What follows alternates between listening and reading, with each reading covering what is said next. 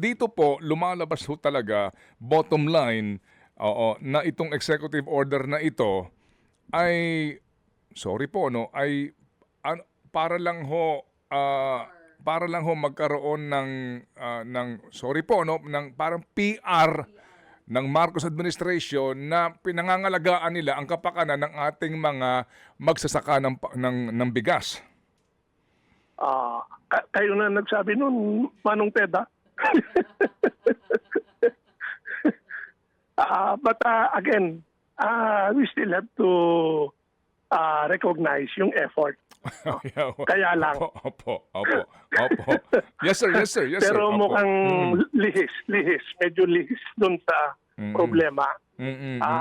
Meron din naman kasing kaakibat yan na sumunod na EO, yung sa Sagip-Saka. Okay. Na baka yun pa ang pwedeng makinabang ng mga magsasaka dahil through that EO, pwede nang magbenta yung mga farmer organization ng kanilang produkto sa mga LGU kunwari o government agency na hindi nadadaan sa bidding.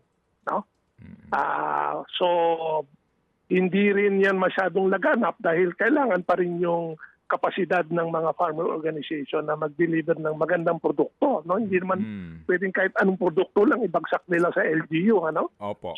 But opportunity yan na kunyari bigas, pwede nilang i-deliver sa LGU bigas na at makakakuha sila ng hopefully mas magandang presyo without going through bidding.